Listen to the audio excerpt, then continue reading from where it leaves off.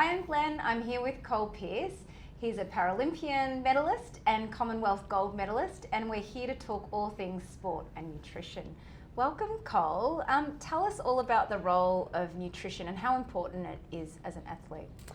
Yeah, it's super important. I think for an athlete and as a young adult, it's probably the most important thing. You know, you can't drive a car without fuel. Same thing in sport, you can't perform without food. So for me, it's the pre-carbs, the energy, the recovery. It's everything you sort of need to be the best athlete and the best version of yourself. So it's great.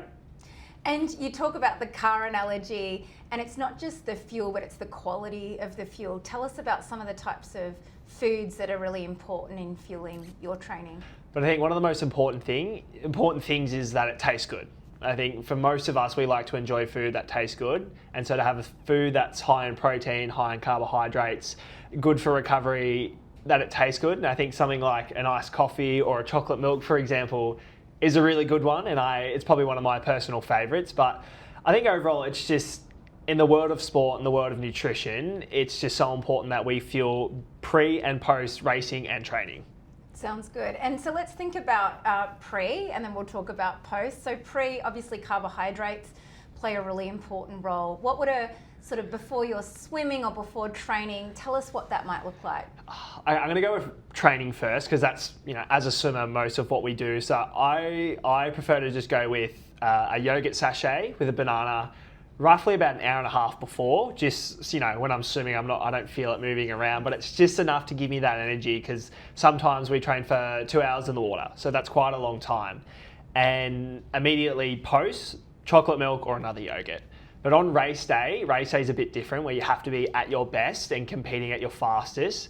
It's probably more something of, you know, peanut butter and jam on toast, spaghetti bolognese the night before, very heavy carb dense food. So bananas, bread, pasta, and maybe sometimes even sushi as well. Something that tastes good, high in protein and high in carbohydrates as well.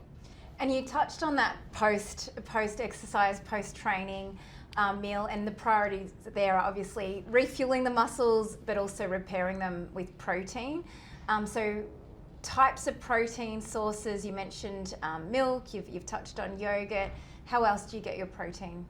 I like string cheese. I think that's a really fun one. I think if it ain't broke, don't fix it. Yes. So it's something my mum implemented into my brain as a young kid. But I think anything with protein. I think once you work out, race, or do any sort of physical activity, the number one thing is to fuel. It's the first thing we're told as swimmers is eat. Doesn't matter if it's a muesli bar, a milk drink, a yogurt, a cheese, a banana, or a piece of fruit. It just has to be enough to fuel you. And for me, if it's dinner that night, it's either some chicken, some lean beef, minced meat, pork. My new thing at the moment is just fish. I don't know why, but I'm really enjoying salmon at the moment.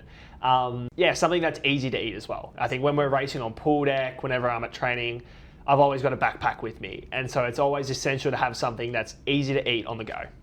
And that convenience message is really important, particularly after training or directly after you compete, because there's that window of opportunity we talk about, that 30 minutes where we're trying to get 20 grams of protein in. So I can imagine that backpack is full of those sorts of foods. 100%. And I think as a growing child, teenager, and even as an adult who work out just as much as I do, having something on the go is so important because when you train in the morning, you go to school, you go to work throughout the day, it's practically impossible to work and study on an empty stomach. So having a double session and someone for like me, I've always got something in my pocket, in my backpack, and the number one rule is just don't be hungry.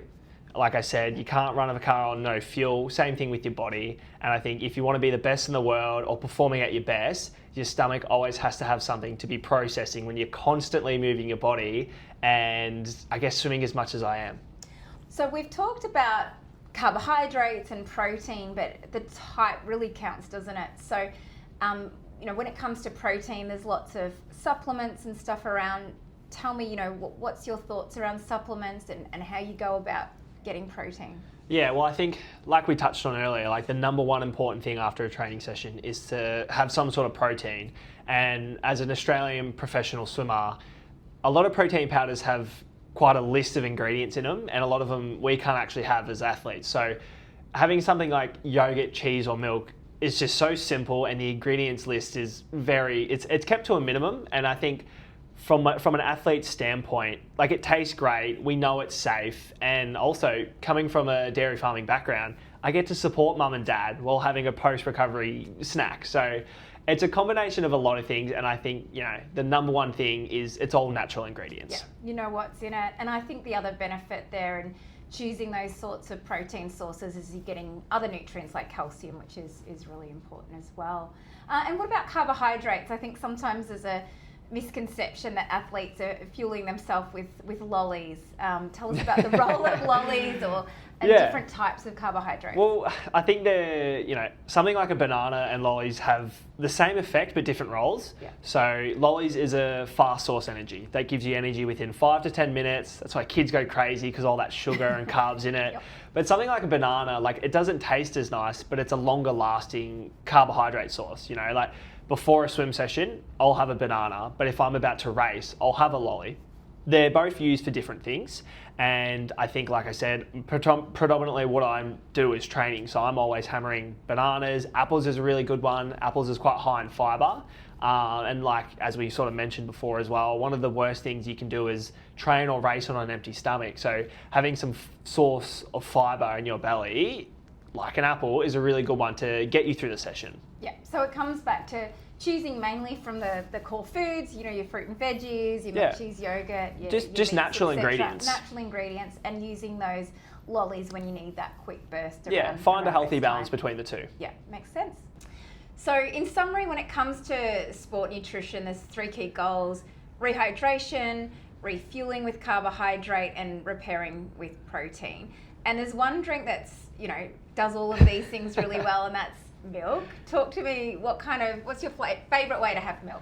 I think my favourite way to have it is flavoured milk. Yeah. Plain milk is great, it's simple, but I think flavoured milk is my go-to. Chalky milk, but if we're to dive a little bit deeper, I think my thing at the moment would just be Milo and milk. Perfect. And do we put Milo in first or last? I know it's controversial. I'm a milk then Milo, because what my new thing is, it's not mixing it with a spoon, because Milo feels a little bit too heavy to mix and it doesn't quite combine well with milk. So I've got Mum got me this hand blender, and I mix both the milk and the Milo, and when the Milo's on top, it mixes instantly and it's a lot smoother. Oh, good tip. I used to put a tiny bit of hot water to dissolve it and then add the milk. Hot water? So, yeah, to dissolve the Milo. Oh, I've never heard of that. Most people go at the bottom, so when they finish it, they can then scoop the dry bits out and eat it like ice cream. There we go, Col's tips.